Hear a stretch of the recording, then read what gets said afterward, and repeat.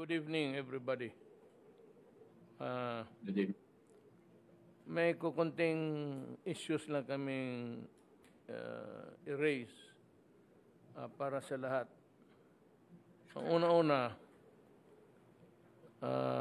may listahan ang WHO nung parang kulatilya na magbigay kami, then they gave us a list of the persons who should be given the vaccine first jab.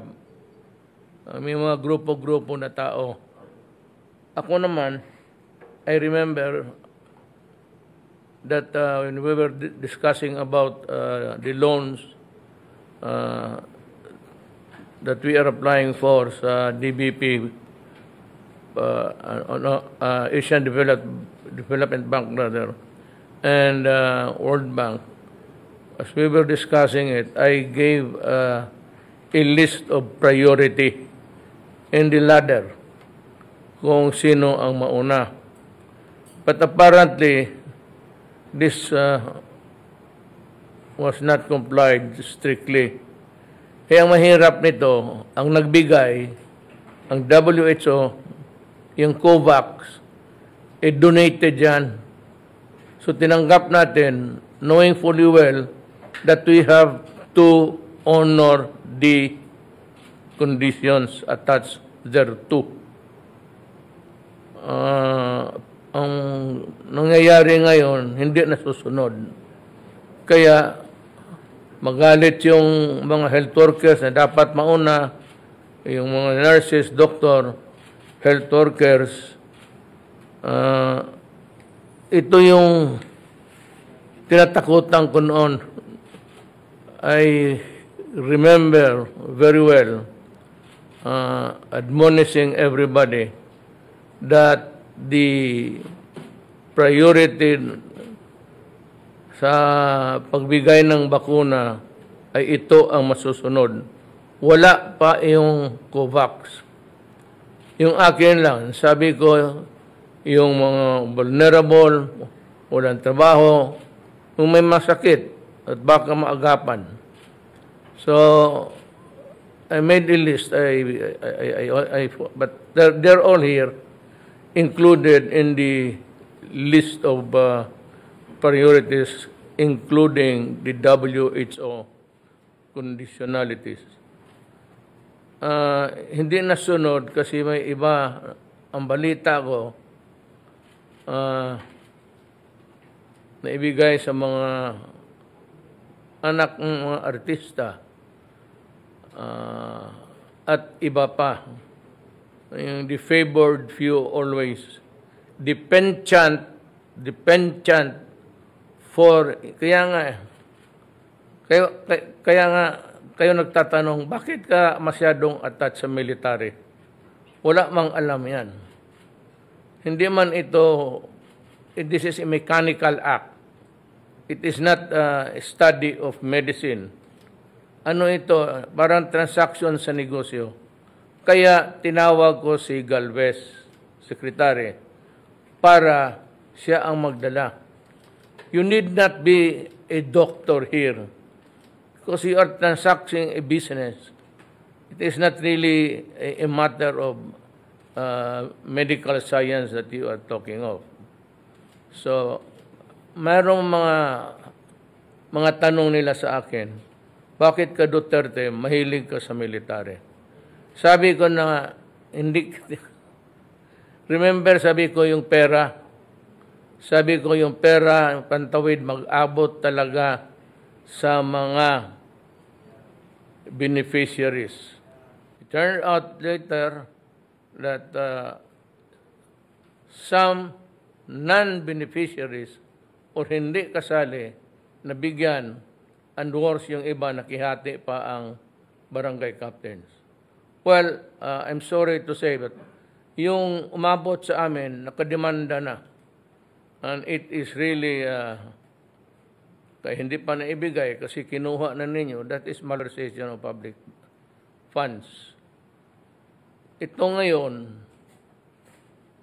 alam ninyo, yung, naintindihan ko, I understand fully well the psyche of the Filipino. We want to please everybody, especially friends. Parang unahin natin. Parang baga, us first, tapos sila. That's the penchant of Filipinos. Ngayon dito maraming nawala sa listahan, not in the priority, and we are given the vaccines. Nandito yung mga pangalan, hindi ko na lang basahin. I will just let the Department of Health deal with you sa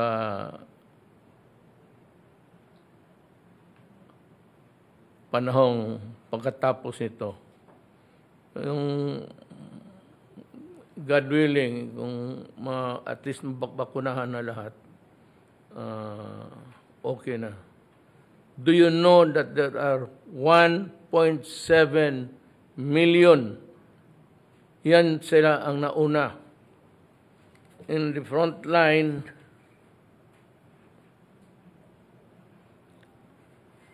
frontline workers in the health facilities, both national and local, private and public health professionals, mga doktor, nurses, sa ospital, dyan sa labas, nagtatrabaho, and non-professionals like students, nursing aides, janitor, barangay health workers, kasi sila yung lumalapit.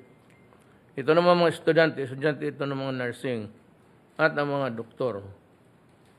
Tapos ang sunod, the senior citizens age 60 and above, disqualified na ako, pati si Secretary Lorenzana. Hindi na kami kasali. So dito pa lang sa first group, itong frontline networkers, they are the number about 1.7 million. Tapos ang natira sa atin, about mga 400,000. Naibigay na. Ang sunod is the senior citizens.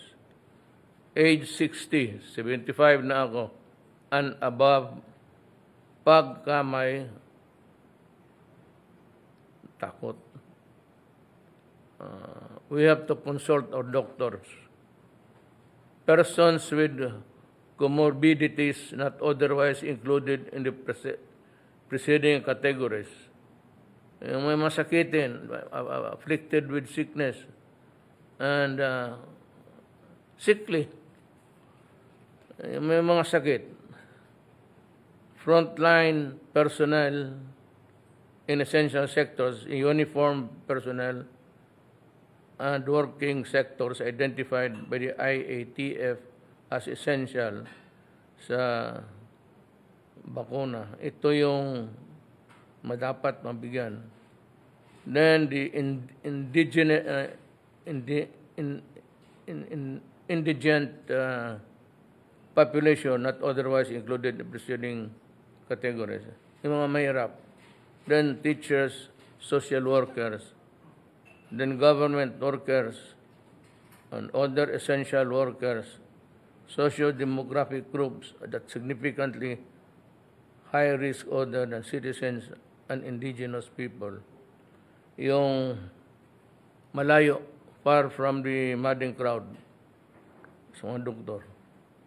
Overseas Filipino workers, and then remaining workforce.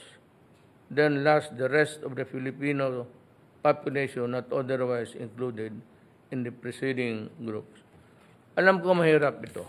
And I said, I understand fully the psyche of Filipino. Basta, halika dito, sumingit ka dyan, gano'n. Yan yung style ng Filipino. Ang problema, dito pa lang tayo sa first group, sila lahat, buong Pilipinas, they number about 1.7 million. Ang ating stock na ewan dyan is about, I do not know the inventory. Can I ask the Health Secretary? Magandang hapon po, magandang gabi po, Mr. President and fellow cabinet members, Senator Bongo, Chair of the Senate Committee on Health. Magandang gabi po sa lahat ng ating mga kababayan.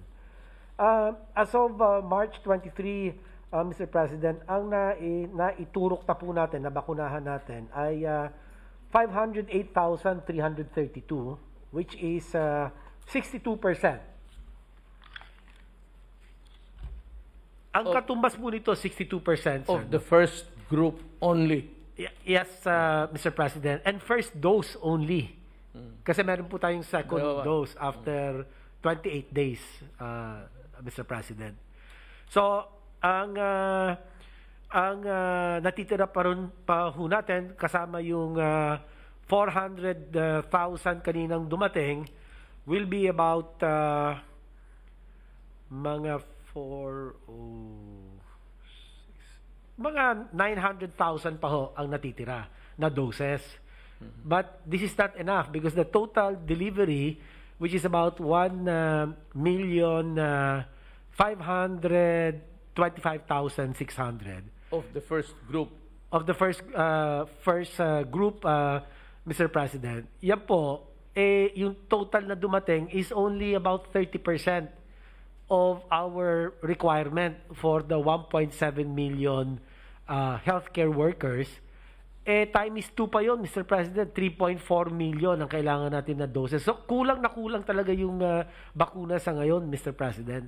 So, kailangan po talagang sundin yung atin pong priority listing na inyo pong binasa, Mr. President, para maging maayos po ang atin bakunahan program. Let us rather trace the travel of the bakuna. Sino ang magpadala doon sa mga probinsya? Who's the guy in charge? Meron po tayong DOH, Supply Chain and Logistics Management Office. Yung pong lahat ng bakuna sa ngayon ay dinideliver from the airport to the Metro Pack. Sa Marikina po, may malaking storage facility which is +2 to +8 degrees centigrade yung lamig. Kasi hindi po pwedeng hindi ho masunod yung temperature, sir. So, kailangan talaga mahigpit po yan. So, just give me the travel of the bakuna downward. Okay. So, yung pong galing sa Metro Pack, pupunta po yan sa, halimbawa, sa NCR. Sa NCR po, meron tayong region, DOH Regional Office. Tapos, meron pong allocation yan sa mga iba't ibang mga hospitals. Yung pong number 1 na COVID-dedicated hospitals, yan pong pupuntahan ng bakuna. Yung pong mga COVID referral hospitals naman po, dyan din pupunta yung mga bakuna, sir. Yung pong mga level 2 and level 1 hospitals, lahat po ng mga healthcare workers dito po sa mga lugar na ito, sila po ang uunahin na Mr. President. So, ganun din, pagka dinala naman po sa Calabar Zone 4A, ganun din po mangyari. From the DOH region, bababa po yan sa mga hospitals sa Region 4A. Ganun din po sa Region 3, Mr. President. So, meron na po tayong distribution channels na dideploy po natin lahat itong mga bakuna to the intended facilities and also a master listing of the intended beneficiaries or vaccinees, Mr. President. If somebody goes wrong, who's to blame dito sa Manila? Dito sa Manila, yung chief of hospital. City Health. At saka City Health Officer ho, para sa kanilang mga health facilities under their LGU jurisdiction. Because once the vaccines are downloaded to them, yes, sir. Sila ang they have the responsibility to take care of it. That is right, Mr. President. Ayaw kong ayaw ko kasing, alam mo, ordinarily, it's just a very small, it's trivial actually, under ordinary times. But in times like this, when we are only the donee sa mga donor at tinanggap natin yan with the conditions up, attached thereto, dapat sundin natin. Kasi sinabi na sa atin ng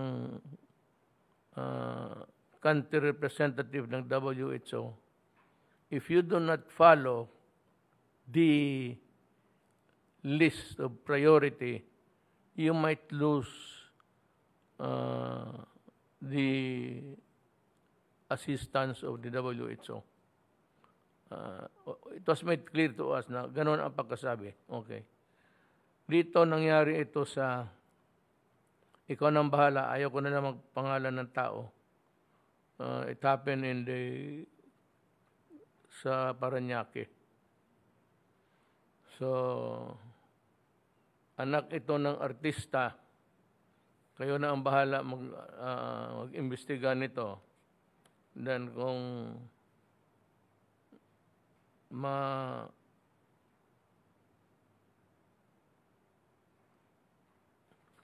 matapos na ito, let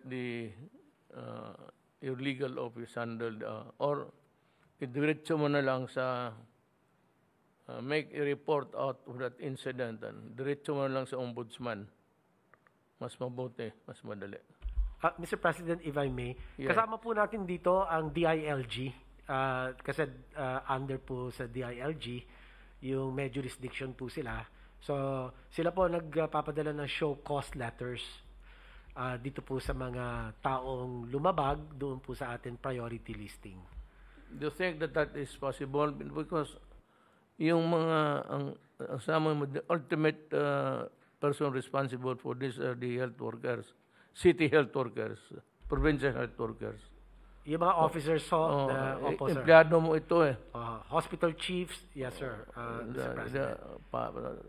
So to make a long story short, mag-execute na lang ng affidavit and why resort of the investigation and then send it to the ombudsman. Mayroon rin ng mga show cause orders issued by 5 mayors who jumped COVID-19, the vaccine line. Ito yung sumingit. Actually, ang number 1 dito is Mayor Alfred Romualdez of Tacloban City, Leyte.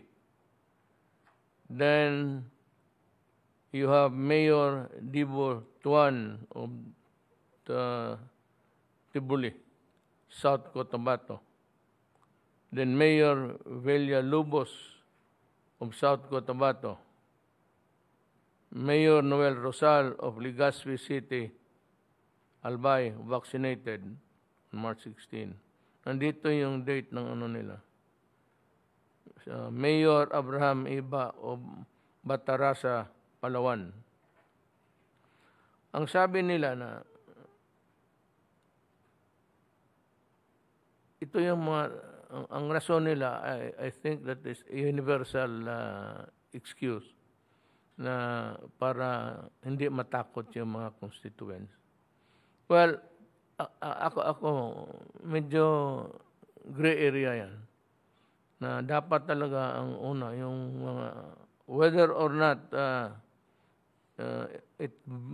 they jump the COVID-19 line of vaccination would require a certain amount of illegal study. So yun lang po. Sila yung may show cause order. Bakit sila ang nauna? Instead of following seeing to it that the list is followed religiously at hindi nasunod. Meron ng dagdag pala dito, Mayor Elinito Peña of Minganilla, Cebu, Mayor Victorio Torres of Alicia, Mayor Virgilio Mendez of San Miguel, and Mayor Arturo Piolo II of Lila also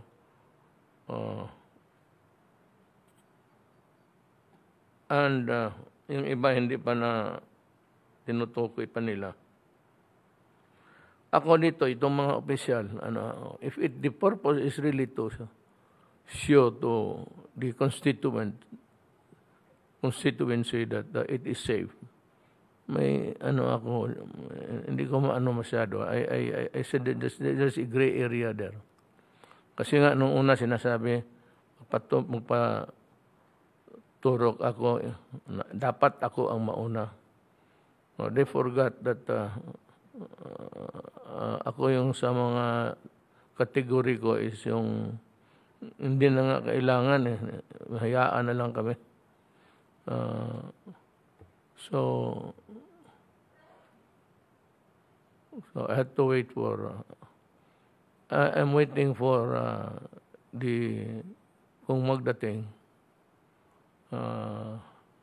kung makabili ka sa labas.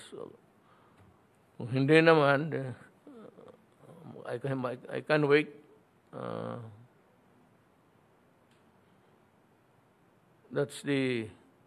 It's not a sad story, but it's a commentary of our times. Marami talagang problema sumusulpot diyan sa whatever. Noong sa pera, nag-warning ako before. Sabi ko, tandaan niyo ito ha. And yet, many na demanda because they malverse the funds. Or, hinati nila, hiningi. Short-changing actually what ibigay dapat kinunan. Well, that is kung galing na sa kamay, nakalista na doon, natanggap niya, that is estafa. Or other forms of swindling, that is Article 318 sa Revised Penal Code. Other form of deceits, if it does not fall squarely on the crime of estafa.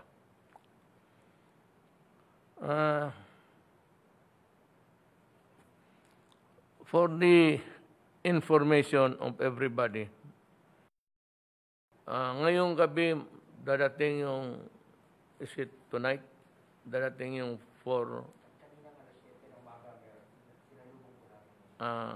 the remaining 400,000.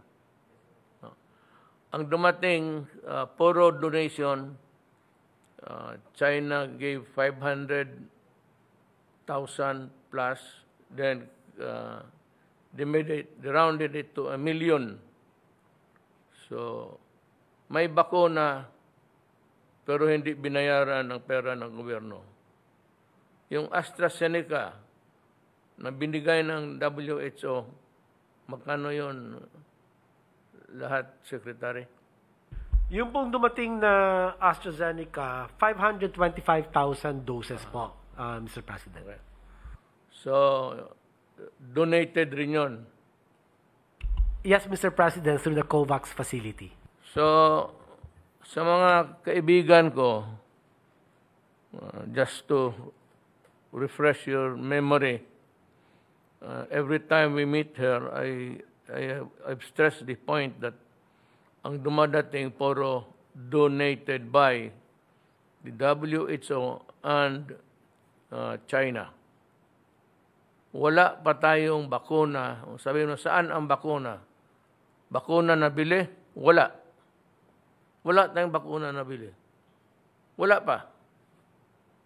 Kung magdating man, mga next week siguro, then that would be the time that they would notify kayo, si Secretary Galvez, will ring the bell for the World Bank to record it at yun ang babayaran. Babayaran nila doon sa nabili natin eh. I think it's China. 1 million. Yung 1 million binigay yon. We are expecting another 1 million na galing China. Ito, kasi parang nahiya na tayo, bibili na natin to. So that is the time na may bakuna, mayroon. Ito, gamit ang kwarta ng tao. May bakuna na saan? Wala. Meron, pero hindi bayad sa taong bayan. Just to complete the story. Kasi mahirap tayong makaintindihan dito. Wala pa hanggang ngayon, at this very moment, and up to this time, there is no bakuna na binili natin na dumating. Wala pa yan. Medyo malayo pa. But next week or hopefully week after. Basta sana, I pray that it would happen within the month of March. That is para maano na tao na kasi kung hinihingi pa lang bakuna, may bakuna. All you have to do is to ask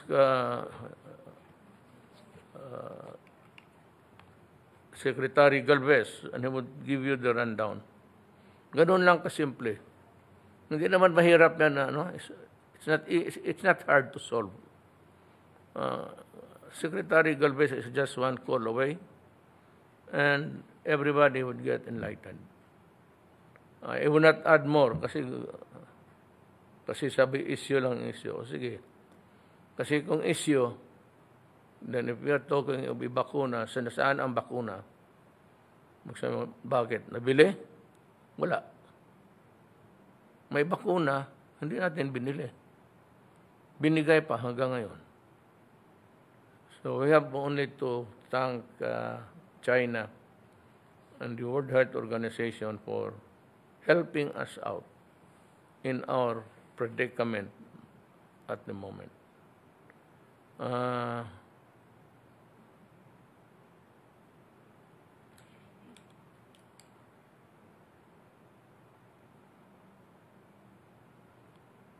The approved loans are here. I have a list coming from a senator. Approved lang ito, list. Approved list lang ito. Hindi ito pera na binigay. Kasi pangbayad nga noon. It's the World Bank who will pay. Papel lang yan eh.